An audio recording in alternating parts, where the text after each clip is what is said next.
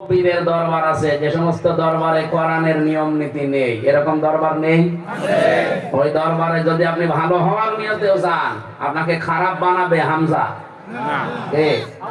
বলেন বলেন, এরকম খারাপ বানায় না? বানায় না? নাম ধরা রাখবে। বহু জায়গায় এরকম মানুষ ভালো হওয়ার নিয়তে যাচ্ছে, যে ভালো না আরো খারাপ হচ্ছে। আপনি ব্রাহ্মণবাড়িয়া, কুমিল্লা, এই হবিগঞ্জ এই লাইনে যান, হাজার হাজার পীরের দরবার আছে।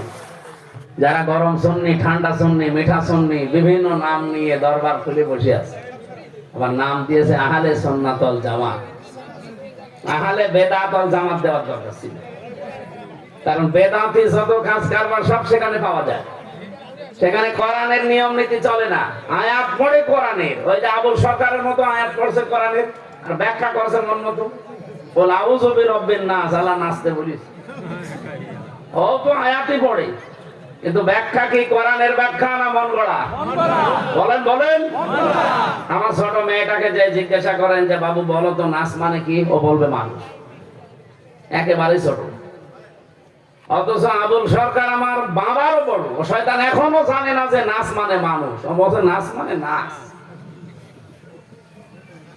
এরকম কোরআন পড়ে ঠিক, ব্যাখ্যা করে উল্টা পাল্টা, এরকম হাজারো মানুষ দেশে নেই। আপনি কি জেনে শুনে সেখানে যাবেন? বলেন বলেন। এদেশে এখন ৭৩টা দল আছে রাজনৈতিক, ৪৯টা নিবন্ধন পেয়েছি। আর একটা পাওয়ার চেষ্টায় আছে, মনে হয় ও পাবে না। ওই যে আম তারে, ও কিয়ামতের পরে পাবে, কারণ ওর দলে তো কেউ নেই। ও সভাপতি, ওর বউ সেক্রেটারি, ওরে নিবন্ধন দেবে কি দেখি। এই বাংলাদেশে এমনও দল আছে না নেই? আমি জেলে থাকাকালীন একজনকে পেয়েছিলাম, ওর নাম হচ্ছে আব্দুল মতিন। ভাই আপনি কয় বছর আছে? বছর ১৭ বছর। ১৭ বছর মানে আপনি কি করেন? আমি আল্লাহর দলের সভাপতি, সারা বাংলাদেশের আল্লাহর দলের সভাপতি আমি। সেক্রেটারি কে? আমার ছেলে। ও সভাপতি, ওর ছেলে সেক্রেটারি, এই শেষ। দেশে আর কোন লোক নেই। এরকম দলও দেশে আছে। বলেন, সব মিলে আমরা হিসাব করে দেখলাম ৭৩টা। শুধু আলেমদের ভেতরে এখন দল প্রায় ৩৬টা। কত? ৩০ আর ৬। আমি আপনাকে ৩০ আর ৬ না, যদি ১৩৬টা হয় তাও কিছু বলতাম না, কিছু বলিও না, আরো বেশি। কিন্তু আমরা সাধারণ মানুষ অনেকে প্রশ্ন করে, এত দল হুজুরদের, এরা এক হতে পারে না, আমরা যাব কোথায়? এবার কিন্তু সব অলরেডি এক হয়ে গেছি। এর বড় যদি আপনি এই কথা বলেন যে যাব কোথায়, এদিকে আসেন, আসেন। আপনি এতদিন ফতোয়া চাই দিয়েছেন, এখনো যদি ফতোয়া দেন যে যাবো কোথায়, এদিকে আসেন, আপনাকে দেখিয়ে দিচ্ছি।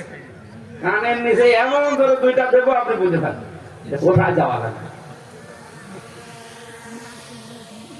ফাইনাল সিদ্ধান্ত নেওয়া লাগবে এখান থেকে। কোরআন যেখানে নেই, ওই দল যদি আমার বাবাও তৈরি করে, আমি ওখানে নেই।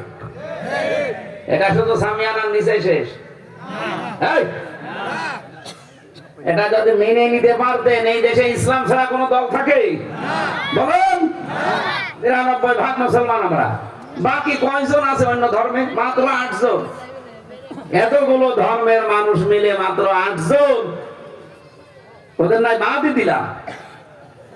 তারপরও সেদিন এক অধ্যাপক হিন্দু, ওনারে বলেছিলাম স্যার আপনাকে মুসলমান হতে বলছি না, কিন্তু কোরআন শরীফ আপনি পড়বেন। আপনি তো আরবি পারেন না, আপনি অন্তত বাংলা ইংরেজিতে পড়েন, বিসিএস ক্যাডার আপনি পড়েন। ৩ মাস পরে আমি আপনারা জিজ্ঞাসা করি, ৩ মাস পরে কল দিলাম যে স্যার কি করে? বলছে মাওলানা আমি মুসলমান হয়ে গেছি। আমি তো আপনাকে মুসলমান হতে বলিনি, আমি পড়তে বলেছিলাম। উনি বলছে আমি ওই দিন থেকে কোরআনে কারীম বাংলা আর ইংরেজি পড়াটা শেষ করেছি ৩ মাসে। আমি একেবারে অশিক্ষিত মানুষ না, আমি তো ক্যাডার মানুষ, বিসিএস ক্যাডার। আমি পড়াটা শেষ করে এরপর আমি আরবি শিখেছি। সূরা হজের ৭৩ নম্বর আয়াতটা আমার আর স্থির থাকতে দেয়নি, আমি আয়াতটা ৫০ বার পড়েছি। যে বাড়ি পড়ি দেখি আমার মনের ভেতরে আন্দোলন শুরু হয়। আল্লাহ এখানে একটা সুন্দর উদাহরণ দিয়েছেন। আমারও মনে হয় বিশ্বের মানুষের আজ যদি শুধু এই উদাহরণটা একটু খেয়াল করে, আল্লাহর দেওয়া, মানুষ পৃথিবীর কোন ধর্মে থাকতেই পারে না ইসলাম বাদ দিয়ে। উনি আমার শোনাচ্ছিলেন আরবিটা, এরপরে বাংলায়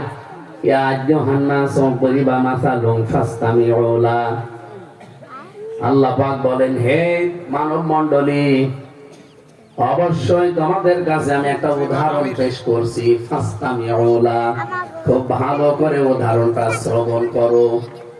এদিকে তাকা, যা হয় জায়গা। উদাহরণ দিচ্ছেন কে? বলেন বলেন। শুনতে বলছেন ভালো করে কে? আল্লাহ পাক বলেন, একটা উদাহরণ দিলাম তোমাদের সামনে, খুব ভালো করে খেয়াল করবা, শুনবা। কি উদাহরণ দিয়েছেন তিনি? ইন্নাল্লাযীনা তাদউনা মিন দুনিল্লাহ লা ইয়াখলুকু যুবাবা, ইলা আখিরি আয়াত। আল্লাহ পাক বলেন, নিশ্চয় যারা আল্লাহ বাদে অন্য কাউকে ডাকো, তাদের তো এই ক্ষমতা কোনোদিন হয়নি, হবেও না। এই জন্যই ইয়াখলুকু, এটা মুজারি, বর্তমান ভবিষ্যৎ, প্রেজেন্ট ফিউচার, তারা বানাতে সক্ষম না। একটা মাছি যদি তারা সব এক জায়গায় হয়ে চেষ্টা করে, তারপরও একটা মাছি বানাতে তারা পারবে না।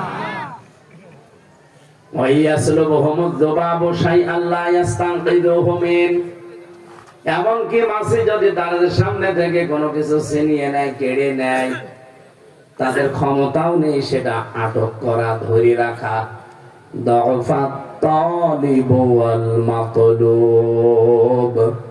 কতই না দুর্বল যারা ডাকে এবং যাদেরকে ডাকা হয়। উনি আমাকে বোঝাচ্ছিলেন, একটা হিন্দু মানুষ, যে মাওলানা আয়াতটা পড়ার পরে আমি চিন্তা করলাম যে কাদের ডাকি এতদিন।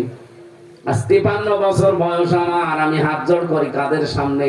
যারা একটা মাছি বানাতে পারে না, অথচ তাদের হাত 8-10টা। আমি কিছু তাদের সামনে থেকে নিয়ে আসলে 10টা হাত দিয়ে আটকাতেও পারে না। আমার তো 2টা পা, আমি চলাফেরা করতে পারি, আমার তো 2টা হাত, আমি ধরতে পারি। আর আমি কার সামনে আজ মাথা নত করে আছি?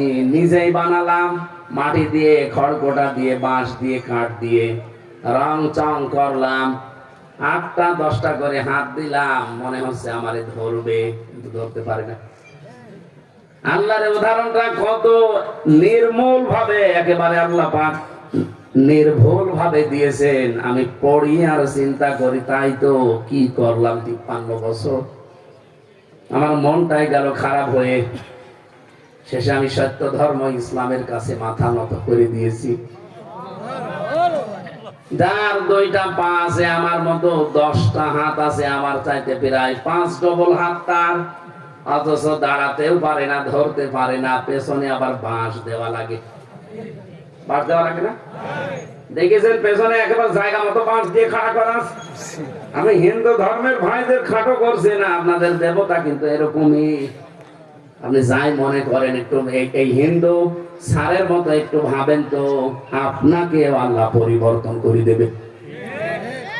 সে বলছে, অলরেডি আমি আমার স্ত্রীকেও দাওয়াত দিয়েছি, আমার 2টা ছেলে মেয়ে আছে, তাদেরকেও নিয়ে আসার চেষ্টায় আছি।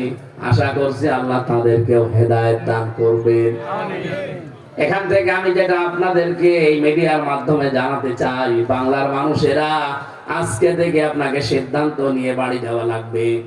কোরআন যেখানে নেই, ওই দল, ওই দরবার, ও যা হোক না কেন, আমি ওখানে আর নেই। সিদ্ধান্ত নিয়ে বাড়ি গেলে আপনার এই মাহফিল সাকসেস হবে। এটা তেলাওয়াত করেছি আয়াত একেবারে পরিচিত, সূরা বাকারা 200 এবং 201 শেষের দিকে আছে।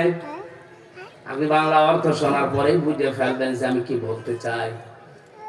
আল্লাহ পাক বলেন, ফামিনান নাসি মাইয়াকুলু রব্বানা আতিনা ফিদ দুনিয়া। মানুষের ভেতরে অনেক মানুষ এমন আছে, তারা শুধু দুনিয়া চায়।